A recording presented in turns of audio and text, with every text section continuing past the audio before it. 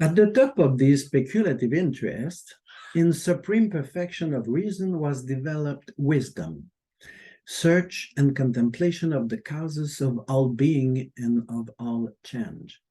This wisdom saw its name change in consequence of some Pythagoras movement of humility. The latter, more amazed at what he ignored of this wisdom than proud of what he had acquired of it, more conscious of desiring it in its absence than of severing its presence, refused the title of wise, claiming rather to be a lover of wisdom, a philosophos, a philosopher. By a shift more linguistic than rational, people began to speak of philosophy rather than of wisdom, of philosophia rather than of sophia. Pythagoras' reaction may well be admired as humble, but the fact that one loves and desires wisdom more than one possesses it does not change the nature of wisdom. Its essence goes on being an excellence of knowledge and does not become some sympathetic emotion.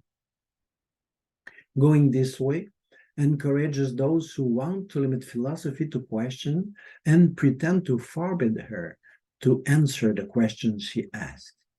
This absurd preference for questions rather than for answers, for the amazement of who doesn't understand rather than for the joy of who understands, is comparable to the sulking of the child who is denied what he asks for. Anyway, I do not want it. The history of philosophy, or better, the history of wisdom, is teeming with disappointed philosophers who, unable to understand, have consoled themselves by sulking thus. In any case, to philosophize is only to ask questions, not to answer them. On the contrary, wisdom, this intellectual excellence, this highest leisure, culminates in contemplation of the answers to the most difficult questions raised by reality. But its extreme difficulty reserves it to a very limited aristocracy.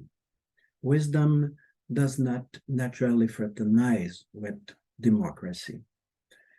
Its extreme difficulty also means that its discovery and development, its transmission and integration require a lot of free time. So much, says Aristotle, that one cannot discover it, that one cannot even be interested in it, so long as one is pressed by some necessity, not only of survival, but even of comfort.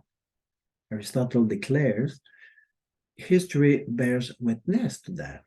Almost all of the ease and pleasure of life requires, almost all what the ease and pleasure of life requires was already held when one began to seek such wisdom.